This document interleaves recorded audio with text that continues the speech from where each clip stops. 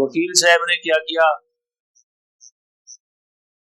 दावा दायर कर दिया स्पेसिफिक रिलीफ एक्ट की दफा 9 के तहत।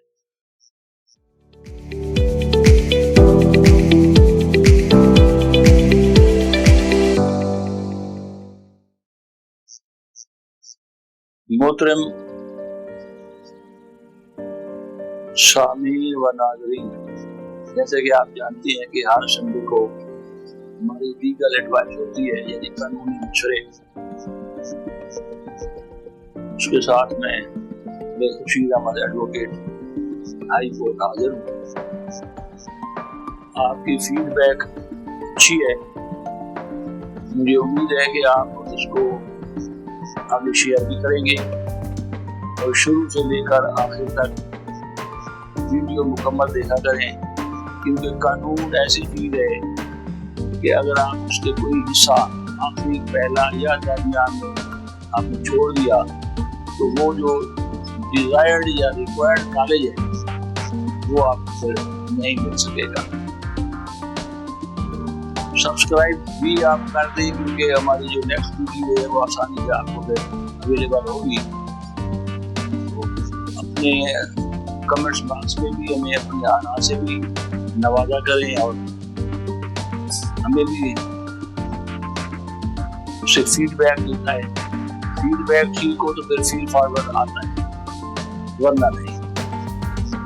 ये आज का पहला सवाल है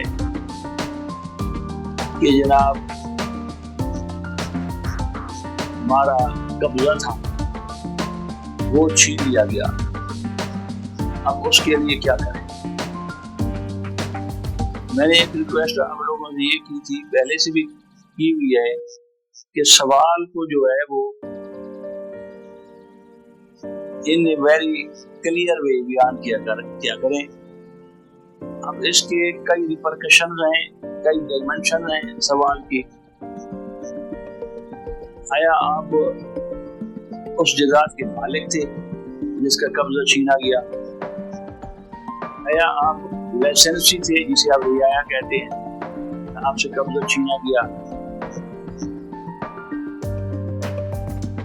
या किसी ने आपको ऐसे जैसे गेस्ट हाउस होता है, या आप किराएदार हैं, यानी किस कैपेसिटी में वो कब्जा था और वो छीना गया, अब आपको कैसे मिले? बहरहाल जी, मैं ये प्रिज्यूम करता हूँ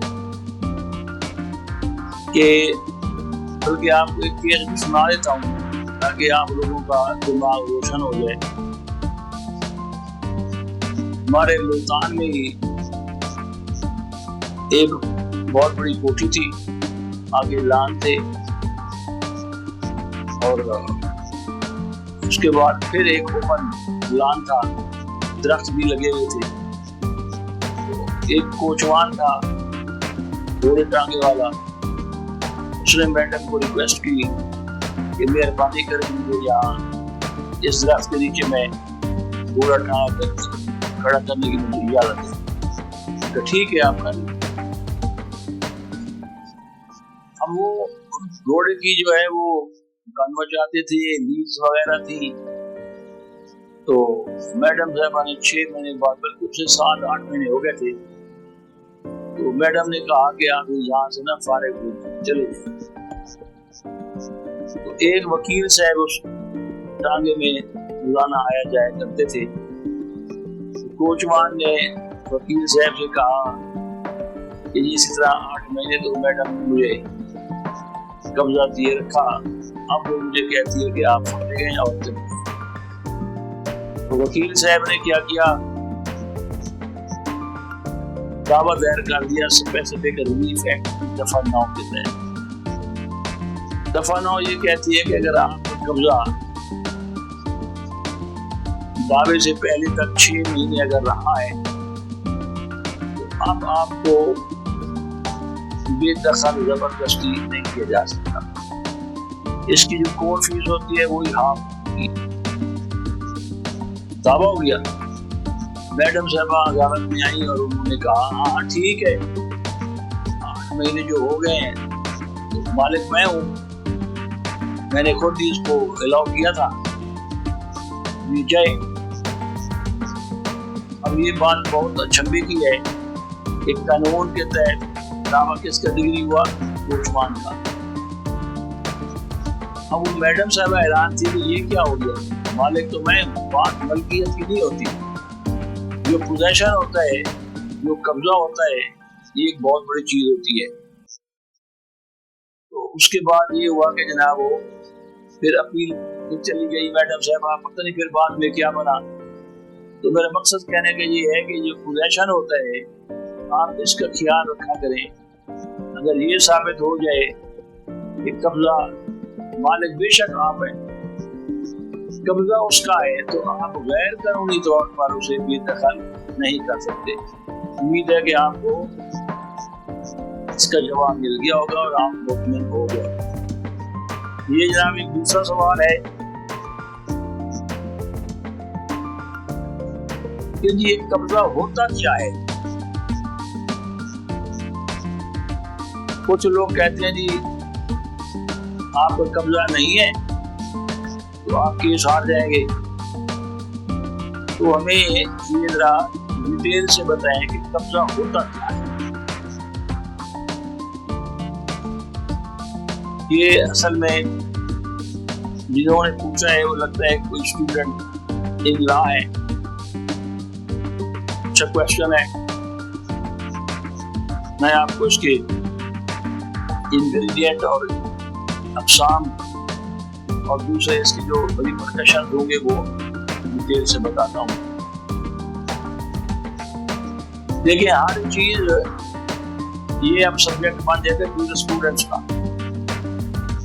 ये बहुत बड़ी बात होती है कि कोई बात करे, मिसाल तौर जब आप केस अदालत में दायर करते हैं और स्टे देने जाते हैं तो जज साहब भी यही बात पूछते हैं कि कब्जा किसका है। ये एक्चुअली रोमन कंसेप्ट है, थाइन इज माइन, या जिसकी लाठी उसकी भैंस। एंटीक्विटी में यानी इन द पास्ट ये चीज होती थी कि जिसका कब्जा हो गया वो मालिक है। वो ये मॉडर्न कानून कहा था, जो जोरवर है, जो ताकतवर है, वो अपने आप को मालिक कहता था। इसलिए जो कब्जा है ये 90% है। ये हैरानकुन बात है, जो मालिक है वो तस्वीर मालिक है और कब्जा काबिल जो है वो 90%। उसकी वजह ये है, मिसाल देता हूँ आपको। ये मेरी ऐनक है, मैं पहन के बैठा हूँ, आप मजबूर है कि मुझे मालिक समझें। पता नहीं ये चोरी की है, पता नहीं मैंने किसी से आदत की है या किसी बेटे की मैंने ले ली है, तो मेरे पास है, इसका यूज मेरे पास है, तो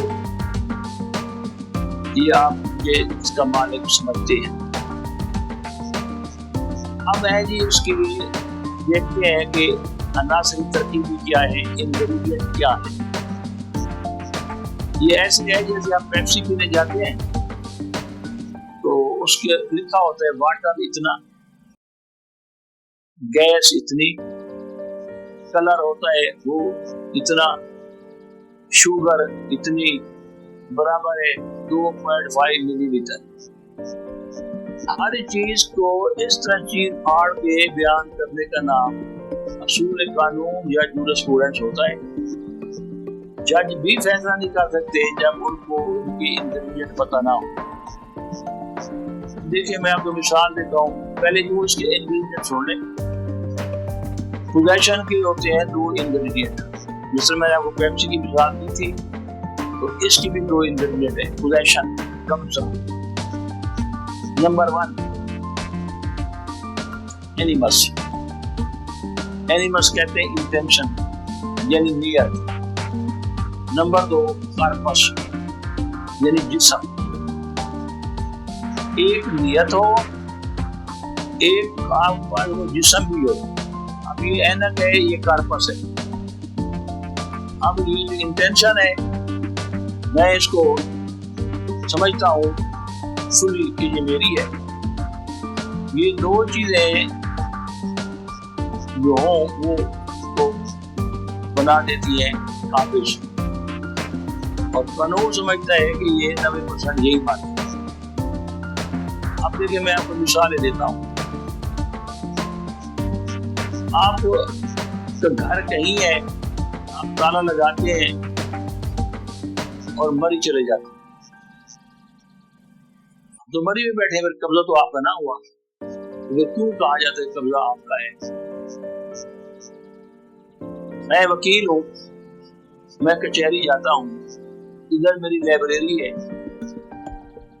किताबों पर कब्जा किसका है? ये जो इंग्रेडिएंट है, इसको आप मलूज़ खाते रखेंगे तो तब पता चलेगा। हमारे यहाँ कुछ जूनियर वगैरह जाती हैं बतौर कमीशन के, कब्जा देखने जाती हैं, वो आगे कहते हैं कब्जा किसी का नहीं है। क्यों? कोई अल्लाह के वली, कब्जा जो जमीन है, जमीन पर कैसे कोई बात। एक बंदा शहर में रहता है, उसकी गांव में जमीन है, तो इसका क्या मतलब है कि वो कब्जा किसी का ही होगा? ये मैं भी इंशाल्लाह ये करूंगा, जिससे आपको पता चले। इसमें एक मिसालें देकर आपको क्लियर समझाता हूँ। आप बैठे हैं, किसी ने आगे फैला पैसों का आपके पीछे रख दिया, फिर जाके FIR दर्ज करवा दी कि देखो जी थैला है, इसके पास से मिला है और चोर यही है। अब देखिए, चाहे पुलिस है चाहे अदालत है, वो ये दो चीजों की छान पकड़ करेगी, इंटेंशन, एनिमस, ये चेक होती है, और कार्पस तो उसके पास पड़ा था, आया इंटेंशन उसकी बतौर चोरी की थी। अब ये सर्कमस्टांसेस बताएंगे, हालात और वाकयात बताएंगे, जिससे ये साबित होगा कि ये बंदा चोर है, वरना वही चीज उसको चोर साबित नहीं कर सकती। एक और मिसाल देखें, आपका बच्चा मर रहा है, छोटा भाई है कोई, रात की 3 बजी हुई है, कोई सवारी है नहीं, आपने अपने हमसाये के घर छलांग लगाई मोटरसाइकिल पर, बच्चे को ले गए, फिर मोटरसाइकिल खड़ा कर दिया, उन्होंने पर्चा दर्ज करवा दिया, तो ये भी नहीं बनेगा, क्योंकि मेंटली इसके अंदर है ही नहीं, गिल्टी कॉन्शियस बंदा वो है ही नहीं, उसकी बुरी नीयत है ही नहीं, उसका जो पर्पस था, फंक्शन था, उसका जो निजाम सारा था, वो चोरी करने का ही नहीं था। तो ये बेसिक चीजें होती हैं जो मलूज़ खाते रखना पड़ती हैं। वो लोग जो एकेडमिकली बहुत बड़ी गलती करते हैं कि एकेडमिकली वो ये चीजें नहीं देखते, पर वो कहते हैं जी चोरी हो गई है, फलाने ने ये कर लिया है और कब्जा मेरा है। नहीं, अब किसी और लेक्चर में मैं डिटेल से आपको कब्जे की अक़साम भी बताऊंगा। 7 किस्म के कब्ज़ाजात होते हैं और फिर उनकी डिटेल तफसीलन मैं आपको ये वादे दूंगा। अच्छा जी, अब हम लेते हैं जी एक और सवाल है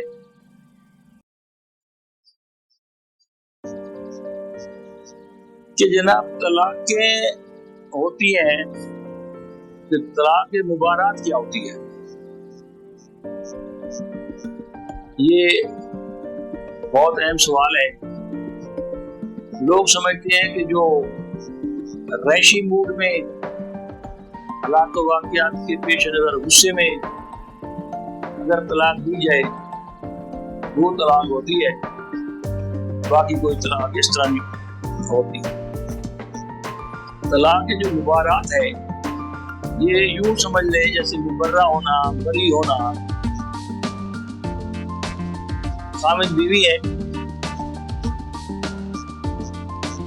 एजुकेटेड है, चाहे ना भी हो, मालिक के कायनात ने जो इंसान बनाया है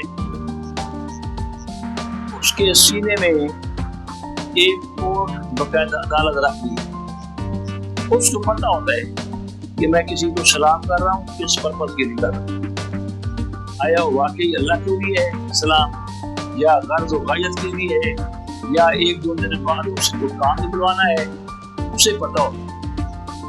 तो अगर मियाँ बीवी दोनों इस नतीजे पर पहुंचे कि जो दूध का यूद अल्लाह और उसके हबीब ने बनाई है उसके तहत हम गुजारा नहीं कर सकते, तो वो एक स्टैम्प पेपर पर अपने टर्म्स कंडीशंस या जो उन्होंने एक दूसरे को चीजें तोहफे तहफ या कोई और चीजें दी थी, तो वो एग्रीड अपॉन होके वो लिख दी जाती हैं कि जनाब ये वाली चीजें आप मेरे हवाले करेंगे, ये वाली चीजें मैं आपके हवाले करूंगी, और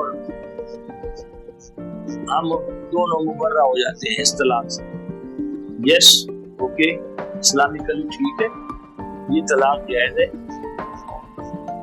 ये तो एमिकेबली सेटलमेंट है, बल्कि बहुत अच्छा है कि बजाय इसके कि जनाब वो काबिल इश्तिहार में तलाक दे के चला जाए या बीवी को लगन दावा कर दे। इस तरह के मसैल से बचने के लिए ये बहुत ही अच्छी बात होती है कि दोनों एमिकेबल सेटलमेंट के जरिए दोनों मियाँ बीवी जो है वो सेटलमेंट कर सकती हैं और ये तलाक हो सकती है। इसमें कोई किसी तरह की कंपल्शन इस्लामिकली या हमारे कानून के मुताबिक और नहीं। हाँ जी, नेक्स्ट क्वेश्चन जनाब है,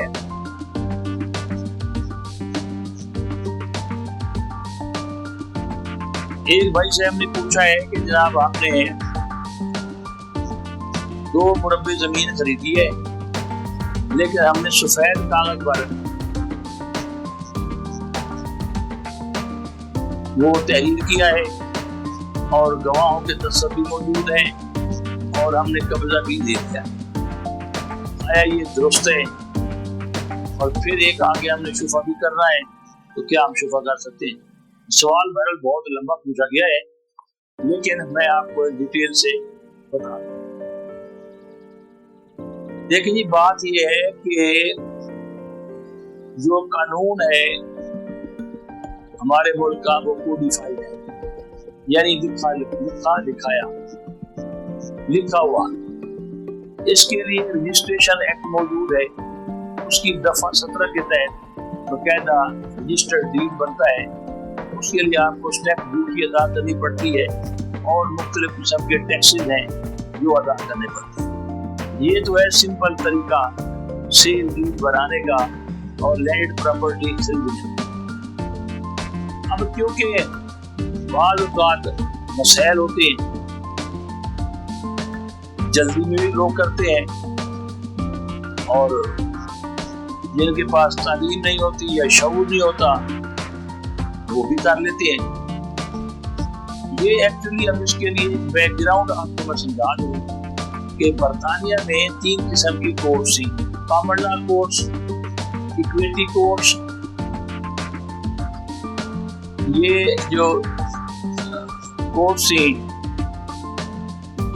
ये सुना करती थी, कॉमन लॉ कोर्स थी वो तो जो कानून है जैसे लिखा हुआ है, जिस तरह है, उससे आगे पीछे कोई नहीं करता। इक्विटी कोर्ट जो बनी उसमें यही था कि ठीक है, कानून को ऑब्जर्व नहीं किया गया, ताहम पैसे भी दिए गए, कब्जा भी लिया गया, गवाह भी मौजूद है, तो अब किया जाए, अब क्या किया जाए? तो ये दावाजात फिर जो है वो इक्विटी कोर्ट सुनने लगी। हमारे यहाँ क्योंकि ये सारे जो निजाम है ये एक ही अदालत सुनती है, सिविल को। तो बहरहाल डिटेल में जाने की बजाय मैं आपको बताना चाहता हूँ कि आपने वो जो सफेद कागज लिखा है, कब्जा भी ले लिया है, आपको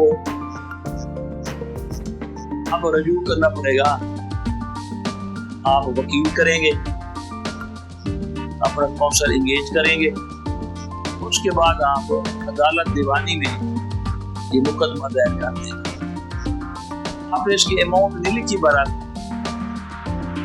क्योंकि अगर आप लिखते ना इतने पैसे हमने दिए हुए हैं, तो फिर उसकी हायरार्की है कोर्ट्स की बनी हुई।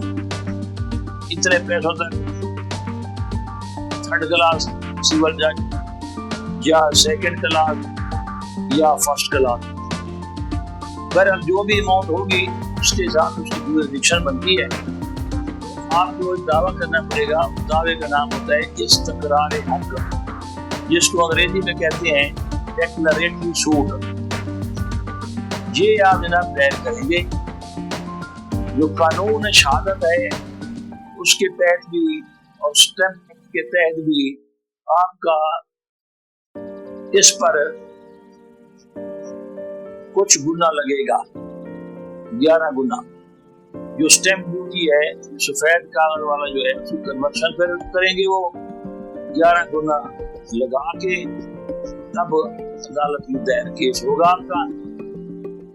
उसके बाद अदालत नोटिस करेगी दूसरी पार्टी को और वो अदालत में आ जाएगा। इस तरह आपका जो दावा है इस्तकरार हक का, इस्तकरार कहते हैं मांगना। क्या करार मांगना? करार क्या होता है? यदि कोई कहता है कि आपको जमीन मिलेगी, कोई कहता है मिल जाएगी, तो पेंडुलम की तरह मेरा जो राइट है वो डावाडोल है, इसको करार में ले आइए। आप रिक्वेस्ट करते हैं अदालत से, तो ये होता है डेक्लरेटरी सूट। तो इस तरह वो नोटिस होंगे, वो जब आ जाएंगे मुद्दा लें, आपकी जो मुखालिफ पार्टी है वो आके इसका जवाब देगी। अगर वो नहीं मानती तो फिर आप अपने गवाह ले आएंगे, और अगर वो तो फसला गिरदारी में दर्ज है, जो कब्जा आपने दिया हुआ है वो सफिशिएंट है। अगर वो उधर भी नहीं दिखा हुआ तो फिर अदालत होती है। आप दरखास्त देंगे कि आप कमीशन मुकर्रर करें, मौके पर देख रही कब्जा मेरा, तो कमीशन जो है वो जाएगा मौके पर, वो देखेगा अगर आपको कब्जा है तो फिर आपके ये दस्तावेजात जो भी हैं, गवाहान, आपका शहादत का निजाम क्लोज हो जाएगा, कलम बंद हो जाएगा। अब दूसरी पार्टी को कहा जाएगा कि आप अपने गवाहान और अपने दस्तावेजात ले आए, वो भी ले आए। इस तरह फिर जज दोनों की शहादत देखकर अपना फैसला सादर फरमाएगा। इसमें आपको एक तो 15,000 कोर्ट फीस भी भरनी पड़ेगी अगर आपकी सेल हुई है। तो अब आप देख लें कि ये निज़ाम जो है, उसके बाद फिर रेवेन्यू में आप जाएंगे, वो टैक्स वगैरह जो भी होंगे। मकसद कहने का ये है कि आपका दावा यही पेट देने बंद हो जाएगा। आप घबराने की ये जरूरत नहीं है।